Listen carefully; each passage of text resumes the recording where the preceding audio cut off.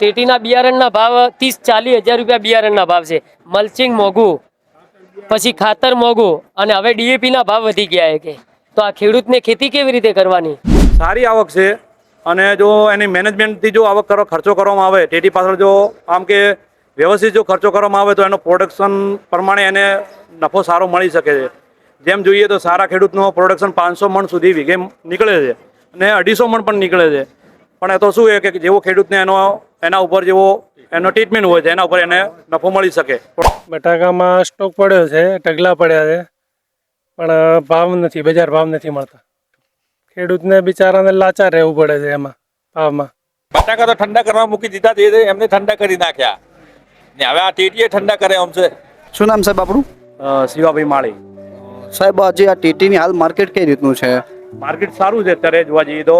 All ઓવરમાં અત્યારે માલ 9 રૂપિયાથી માંડીને 10.5 સુધીના સોદા પણ થઈ જાય છે અહીંયા આગળ. અને મેઇન વસ્તુ તો એ જ છે કે અહીંયા માલની સાંજ સુધીમાં એની ખપત વેપારીના માધ્યમથી થઈ જાય છે. સાંજ સુધીમાં માર્કેટ કેવું રહે છે? માર્કેટ અત્યાર સુધી તો એમ જોવા જઈએ તો સારું જ છે ઓલ ઓવર, કે માલ પેલ્ડિંગ રહેતા નથી, અને ખેડૂતના માલ જે ક્વોલિટી પ્રમાણેના માલ એના ભાવ મળી જાય છે.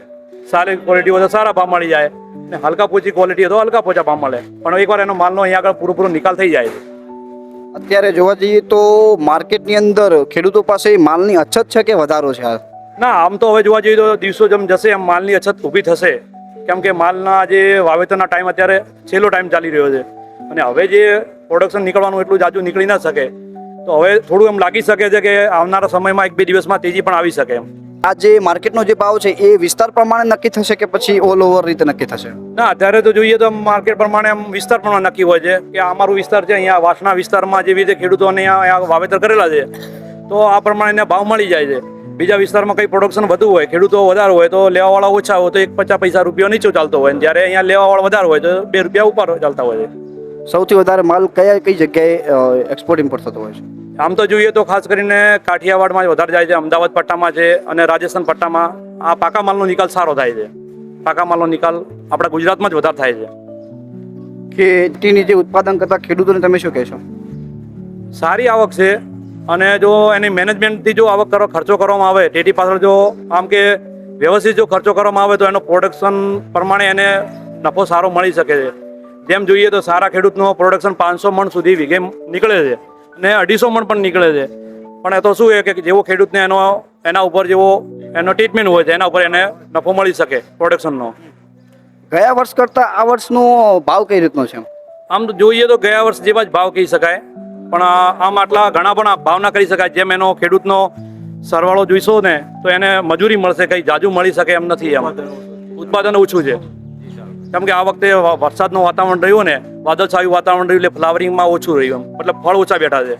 એટલે જોઈએ તો ખેડૂતને એટલો બધો પૈસો મળી શકે એમ લાગતો નથી. આ વખતે મજૂરી વધારે છે. શું ખેડૂતોએ આ ખેતી ચાલુ રાખવી જોઈએ કે પછી બંધ કરવી જોઈએ? ના, ચાલુ તો રાખશે જ, કારણ કે આ એક વ્યસન જેવું થઈ ગયું છે કે ટેટી વાવી એ ખેડૂતનું એક વ્યસન છે, અને વેપારીનું એક વ્યસન છે કે ભાઈ ટેટી ખરીદવી એ ટેટી વેપારીનું એક વ્યસન છે. એટલે આ બંને ચાલુ જ રહેશે. ડીસા માર્કેટ બટાકા માટે પણ પ્રખ્યાત છે અને ટેટી માટે પ્રખ્યાત છે, તો ડીસા વિશે તમે શું કહેશો? 2 શબ્દ. ડીસા તો ઓલરેડી જો આમ જોઈએ તો વેપારની દ્રષ્ટિએ આગળ જ છે, અને એમાંય અમારું આ ડીસા તાલુકાનું વાસણા ગોળિયા ગામ ખરું. વાસણામાં કુલદેવી કોલ્ડ સ્ટોરેજ ઉપર અમારે સારી એવી સેવા મળે છે, અને ટ્રેક્ટરો બધા આવે છે, અને જેટલો પણ માલ હશે એ બધા માલનો અહીંયા આગળ સારી રીતે નિકાલ થઈ જશે.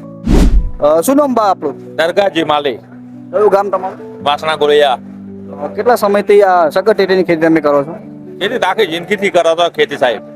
કેવું રહે છે માર્કેટ? આ માર્કેટ તો સારું રહે છે, પણ આપણે આ સાલ તો કોઈ સારું નહીં માર્કેટ. આ સાલ થોડું મંદું છે. ભાવમાં બહુ તાલ ના આવ્યો, માલ આવે ભાવ નથી આવ્યો.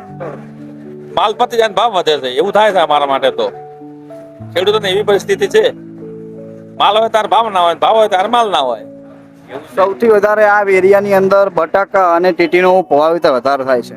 હવે બટાકામાં પણ તમને ભાવ નથી મળે અને ટેટીમાં પણ ભાવ નથી મળતા, એટલે હવે એના વિશે શું કહે? બટાકા તો ઠંડા કરવા મૂકી દીધા છે, એમને ઠંડા કરી નાખ્યા ને હવે આ ટેટીએ ઠંડા કરે એમ છે. બટાકા બહુ ઠંડા કરી નાખ્યા. તમારો આમાંથી ખર્ચો નીકળશે? ખર્ચો તો શું મૂડી થાય છે, મૂડી થશે, મૂડી નીકળશે ને. ખર્ચો તો એવું જ છે, ભાવ નથી, એમાં ઉત્પાદન ઓછું છે આ સાલ. હા.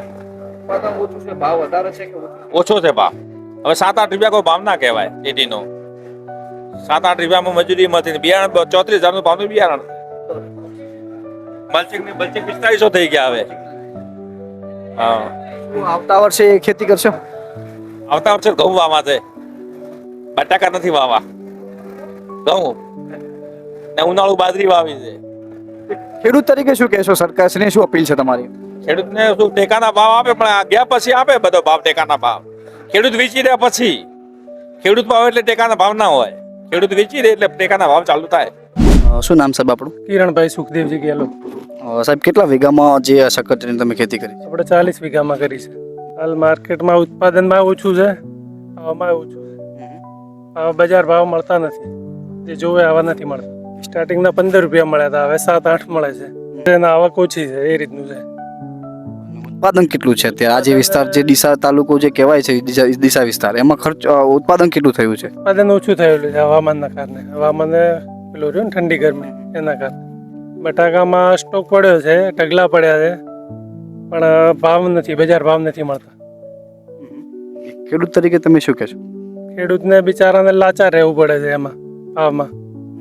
જે તમે જે અત્યારનું જે આ જે શક્કરટેટીનો માલ તમે ઉત્પાદન કરી અને જે માર્કેટમાં વેચ્યું છે, એનાથી શું તમને નફો છે કે પછી એક મૂડી તરીકે જ વળતર મળે છે? મૂડી તરીકે જ વળતર રહેશે, કેમ કે બજાર ભાવમાં આગા પાછું રહે છે. શનિ રવિ આવે એટલે એનો ભાવતાલ ઓછો જ થઈ જાય. 60 દિવસની ખેતી હોય છે, એ રીતનું હોય છે. અને કેટલો અંદાજિત ખર્ચો આવતો હોય છે?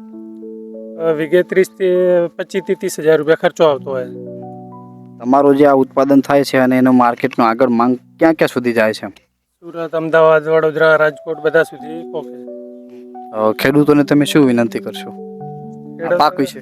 ખેડૂતોને ભાવ સારો મળવો જોઈએ. ખેડૂતોને 12 મહિનોની સિઝનો બધી ફેલ ગઈ છે. બટાકામાં કશું મળ્યું નથી, ટેટીમાં પણ કોઈ મળ્યું નથી. અને હવે આ ચોમાસું કેવું આવે એ હવે કુદરતને ખબર. અને મારી ચાલે છે હાલમાં જોરદાર ખેડૂતો માટે.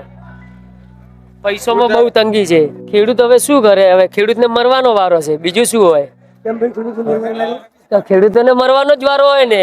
આ બટાકાના ભાવ 2000 રૂપિયાનો કટ્ટુ વાયેલું છે અને એમાં ઉત્પાદન ઓછું મળ્યું અને ઉપરથી ભાવ નથી મળ્યા, એટલે ખેડૂત કઈ બાજુ જાય? પછી ટેટીના બિયારણના ભાવ 30-40 હજાર રૂપિયા બિયારણના ભાવ છે. મલ્ચિંગ મોંઘું, પછી ખાતર મોંઘું, અને હવે DAP ના ભાવ વધી ગયા છે. કે તો આ ખેડૂતને ખેતી કેવી રીતે કરવાની? ખેડૂતોને વેચાયા પછી ટેકાના ભાવ મળે છે. જો ખેડૂતોને માલ તૈયાર થઈ ગયો એના પહેલા ટેકાના ભાવ આપે ને તો એ ખેડૂત અહીંયા વેચી શકે, તો ભાવ એને મળી શકે. એ હવે અડધો માલ તો ખેડૂતે વેચી માર્યો હોય અને પાછળથી ટેકાના ભાવ આપે તો એ શું કરવાના? ના, નથી વળવાનો. 5-6 રૂપિયા શું વળે ખર્ચો? હા, હવે વેપારીઓ અહીંયા ખેડૂત લઈને આવે છે તો 6-7 રૂપિયા માગે. હા, હવે એક દિવસના 11 રૂપિયાના ભાવથી થોડી કોઈ માલ પૂરો થઈ જાય કે એનાથી વળતર થવાની ખેડૂતને. હવે આવી રીતે થશે તો ખેડૂતો હવે ખેતી કરવાનું બંધ કરશે, બીજું શું કરશે? સરકારને કોઈ પગલાં લઈને એનો નિરાકરણ લાવવું જોઈએ, એમ કે ખેડૂતના હિત માટેનું કોઈ એની યોજના બનાવવી જોઈએ એમ.